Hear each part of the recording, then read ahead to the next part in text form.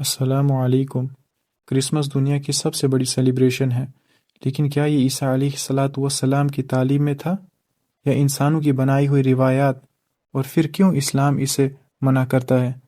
بات شروع کرنے سے پہلے ضروری ہے کہ ہم حضرت عیسیٰ علیہ الصلاۃ والسلام کو قرآن اور تاریخ کی روشنی میں سمجھیں، نہ کہ روایات اور کلچر کی بنیاد پر۔ ہم جانیں گے کہ حضرت عیسیٰ علیہ الصلاۃ والسلام کون تھے، کرسمس کیا ہے اور یہ کیوں منایا جاتا ہے۔ حضرت عیسیٰ علیہ الصلاۃ والسلام بنی اسرائیل کے ایک عظیم نبی تھے جو بیت لحم میں پیدا ہوئے۔ یہ مقدس جگہ فلسطین میں واقع ہے۔ حضرت عیسیٰ علیہ الصلاۃ والسلام کی والدہ کا نام حضرت مریم علیہ الصلاۃ والسلام تھا۔ اللہ تعالیٰ نے مریم علیہ الصلاۃ والسلام کو ایک عظیم معجزہ عطا کیا اور بنا والد کے حضرت عیسیٰ علیہ الصلاۃ والسلام پیدا ہوئے، جو خود اللہ کی قدرت کی ایک بڑی نشانی ہے۔ ان کی والدہ حضرت مریم علیہ الصلاۃ والسلام ایک پاک، پرہیزگار اور اللہ کی چنی ہوئی بندی تھی۔ اللہ تعالیٰ قرآن میں فرماتے ہیں، اے اہل کتاب، اپنے دین میں حد سے نہ بڑھو اور اللہ کے بارے میں حق کے سوا کوئی بات نہ کہو۔ مسیح عیسیٰ ابن مریم تو محض اللہ تعالیٰ کے رسول تھے اور اللہ تعالیٰ کا ایک کلمہ تھا جو اس نے مریم علیہ الصلاۃ والسلام تک پہنچایا، اور ایک روح تھی جو اسی کی طرف سے پیدا ہوئی تھی۔ لہٰذا اللہ اور اس کے رسول پر ایمان لاؤ اور یہ مت کہو کہ خدا تین ہے۔ اس بات سے باز آ جاؤ کہ اسی میں تمہاری بہتری ہے۔ اللہ تو ایک ہی معبود ہے، وہ اس بات سے بالکل پاک ہے کہ اس کا کوئی بیٹا ہو۔ آسمانوں اور زمین میں جو کچھ ہے اسی کا ہے، اور سب کی دیکھ بھال کے لیے اللہ کافی ہے۔ اللہ تعالیٰ آگے فرماتے ہیں، لَقَدْ كَفَرَ الَّذِينَ قَالُوا إِنَّ اللَّهَ هُوَ الْمَسِيحُ ابْنُ مَرْيَمَ وقال المسيح يا بني إسرائيل اعبدوا الله ربي وربكم إنه من يشرك بالله فقد حرم الله عليه الجنة ومأواه النار وما للظالمين من انصار۔ یقیناً کفر کیا ان لوگوں نے جنہوں نے کہا کہ اللہ مسیح ابن مریم ہی ہیں، جبکہ مسیح علیہ السلام نے تو کہا تھا کہ اے بنی اسرائیل، بندگی اور پرستش کرو اللہ کی، جو میرا بھی رب ہے اور تمہارا بھی رب ہے۔ یقیناً جو بھی اللہ کے ساتھ شرک کرے گا تو اللہ نے اس پر جنت کو حرام کر دیا ہے اور اس کا ٹھکانہ آگ ہے، اور ایسے ظالموں کے لیے کوئی مددگار نہیں ہوگا۔ حضرت عیسیٰ علیہ الصلاۃ والسلام کا پیغام بالکل وہی تھا جو ہر نبی کا ہوتا ہے، صرف اللہ کی عبادت، شرک سے بچنا، اخلاق اور تقوی۔ انہوں نے کبھی لوگوں کو اپنی عبادت کی دعوت نہیں دی، نہ کبھی اپنے آپ کو خدا یا خدا کا بیٹا کہا۔ قرآن میں حضرت عیسیٰ علیہ الصلاۃ والسلام خود فرماتے ہیں، ان اللہ ربی وربکم فاعبدوہ ھذا صراط مستقیم۔ یقیناً اللہ ہی میرا بھی رب ہے اور تمہارا بھی رب ہے، بس اسی کی بندگی کرو، یہی سیدھا راستہ ہے۔ حضرت عیسیٰ علیہ الصلاۃ والسلام نے اپنی زندگی میں نہ اپنا برتھ ڈے منایا، نہ کسی کو اپنا برتھ ڈے منانے کا حکم دیا، نہ کوئی ایسا فیسٹیول چھوڑا جو ان کے نام سے سیلیبریٹ کیا جائے۔ ان کے بعد ان کے حواری ڈسائپلز بھی انہیں اللہ کا نبی اور مسیحی سمجھتے رہے، لیکن وقت کے ساتھ ساتھ جب ان کی تعلیمات لوگوں تک پہنچی، خاص کر جب رومن امپائر نے کرسچینٹی اپنائی، تو انسانی غلو، گریک فلسفی اور رومن کلچر کی وجہ سے ان کی شخصیت کے ساتھ ایسے عقیدے جوڑ دیے گئے جو ان کے اصل پیغام کا حصہ نہیں تھے، اور ان میں سے ایک عقیدہ یہ جوڑا گیا کہ وہ علیاذ باللہ اللہ تعالیٰ کے بیٹے ہیں، اور پیغمبر سے بڑھا کر خدا کے درجے تک اٹھایا، اور ان کا جنم دن بھی 25 دسمبر کو طے کیا گیا، اور یہ سب رومن امپائر کے کرسچینٹی کے اپنانے کے بعد شروع ہوا۔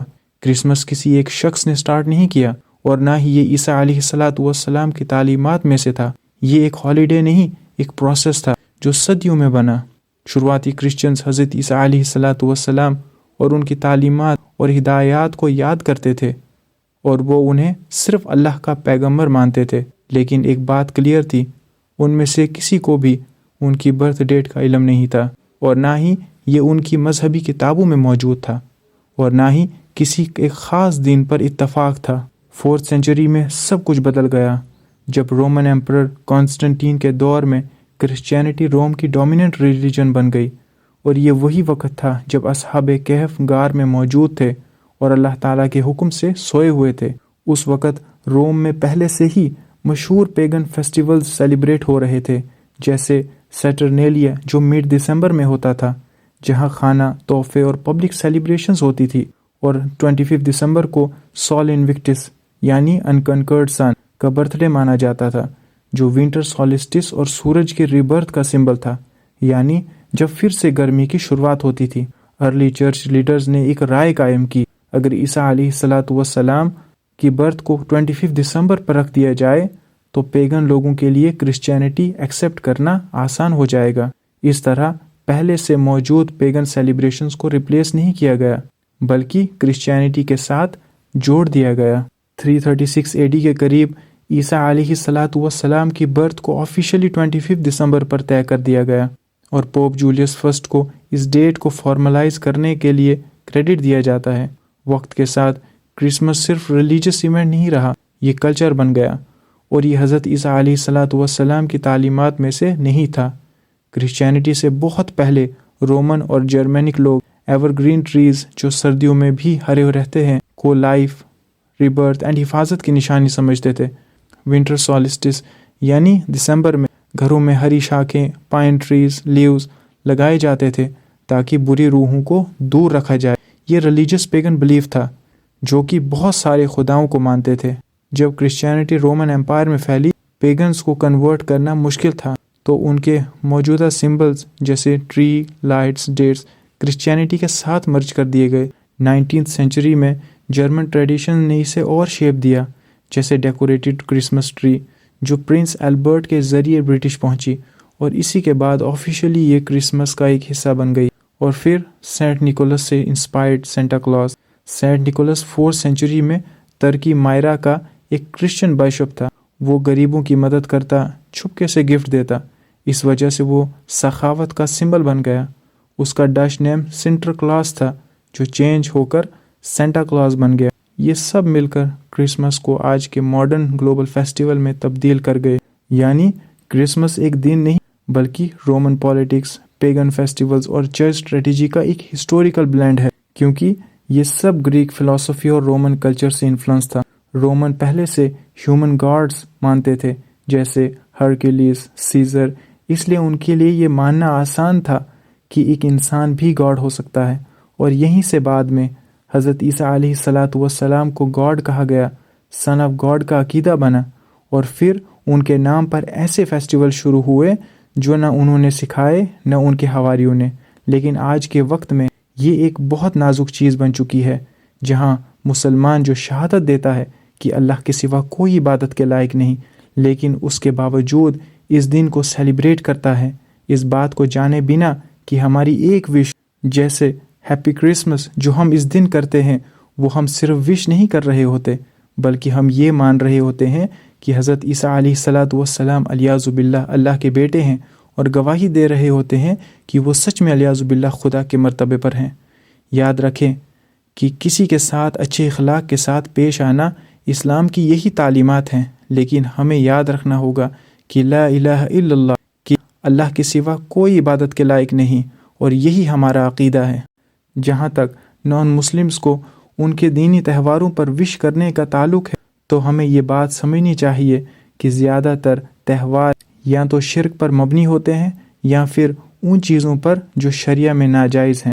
اس لیے جب کوئی فیسٹیول شرک یا حرام چیزوں سے جڑا ہو تو اسلام میں اس پر وش کرنا یا اس کا حصہ بننا جائز نہیں۔ اللہ تعالیٰ قرآن میں فرماتے ہیں، نیکی اور تقوی کے کاموں میں ایک دوسرے کی مدد کرو، لیکن گناہ اور ظلم میں ایک دوسرے کی مدد نہ کرو۔ اس بات سے بالکل واضح ہو جاتا ہے کہ مسلمان ہو یا نان مسلم، ہم گناہ اور ناجائز کاموں میں کسی کا ساتھ نہیں دے سکتے۔ اللہ تعالیٰ قرآن میں فرماتے ہیں، وَالَّذِينَ لَا يَشْهَدُونَ الزُّورَ وَإِذَا مَرُّوا بِاللَّغْوِ مَرُّوا كِرَامًا، اور یہ وہ لوگ ہیں جو جھوٹ اور باطل کاموں میں قولاً یا عملاً دونوں صورتوں میں حاضر نہیں ہوتے، اور جب بےہودہ کاموں کے پاس سے گزرتے ہیں تو دامن بچاتے ہوئے نہایت وقار اور عزت کے ساتھ گزر جاتے ہیں۔ یعنی سچے مومن جھوٹ اور باطل چیزوں کا حصہ نہیں بنتے۔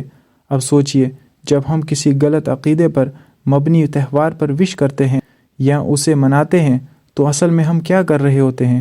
ہم اس غلط چیز پر رضامندی کا اظہار کر رہے ہوتے ہیں، جیسے کہ ہم یہ کہہ رہے ہوں کہ ہاں جو تم کر رہے ہو وہ ٹھیک ہے۔ اور جب بات کرسمس کی آتی ہے تو یہاں مسئلہ اور بھی سیریس ہو جاتا ہے، کرسمس ایک ایسا فیسٹیول ہے جس میں کرسچنز یہ عقیدہ رکھتے ہیں کہ حضرت عیسیٰ علیہ الصلاۃ والسلام علیہ باللہ، جنہیں وہ گاڈ یا گاڈ کا بیٹا مانتے ہیں، 25 دسمبر کو پیدا ہوئے، اور اسی لیے وہ اس دن کو گاڈ کے برتھ ڈے کے طور پر سیلیبریٹ کرتے ہیں۔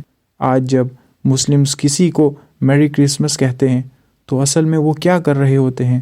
وہ انہیں اس شرک پر مبارکباد دے رہے ہوتے ہیں، نعوذ باللہ، جیسے وہ اس بات کی گواہی دے رہا ہو کہ اللہ کا بیٹا پیدا ہوا یا اللہ خود پیدا ہوا، اور یہ چیز اسلام کی بنیادی تعلیم کے بالکل خلاف ہے۔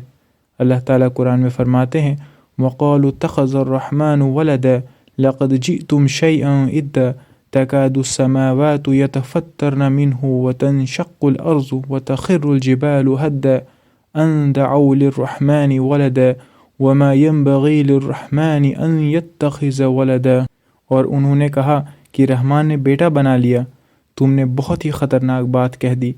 قریب ہے کہ آسمان پھٹ پڑے، زمین ٹکڑے ٹکڑے ہو جائے اور پہاڑ گر پڑے اس بات پر کہ لوگوں نے رحمان کے لیے اولاد ہونے کا دعویٰ کیا۔ رحمان کی یہ شان نہیں ہے کہ وہ کسی کو بیٹا بنائے، یعنی اگر آسمان اور پہاڑوں میں احساس ہوتا تو اللہ کے لیے بیٹا کہنے پر سب کچھ تباہ ہو جاتا۔ تو سوچئے، جو بات اللہ کے نزدیک اتنی بڑی توہین اور شرک ہے، اگر ہم اس پر وش یا اسے سیلیبریٹ کریں تو یہ کتنا بڑا گناہ ہوگا۔ اسی لیے علماء کرام اس بات پر متفق ہیں کہ نان مسلمز کو ان کے دینی فیسٹیولز پر وش کرنا حرام ہے۔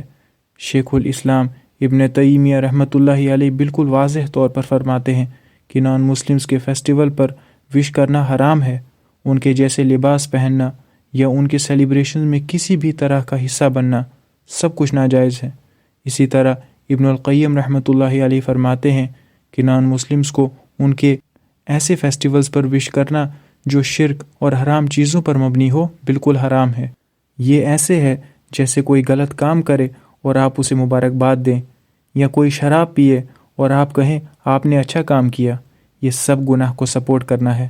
بالکل اسی طرح جب آپ کسی کو اس کے دینی تہواروں پر وش کرتے ہیں تو آپ اصل میں کیا کر رہے ہوتے ہیں کہ جو تم کر رہے ہو وہ ٹھیک ہے، جبکہ وہ اسلام کے خلاف ہوتا ہے۔ ہاں، اس کا مطلب یہ نہیں کہ ہم نان مسلمز کے ساتھ بد اخلاقی کریں، ان کے لیے اچھی صحت کی دعا، دنیا کی بھلائی کی دعا یا اچھی بات جیسے آپ کا دن اچھا جائے یا اپنی صحت کا خیال رکھیں، یہ سب جائز ہے، لیکن مسئلہ تب خراب ہوتا ہے جب ہم دائرہ اسلام سے نکل کر کسی کام کو انجام دیتے ہیں اور وہ اسلام کے بنیادی عقائد کے خلاف ہوتا ہے۔ اللہ تعالیٰ عمل کی توفیق عطا فرمائے۔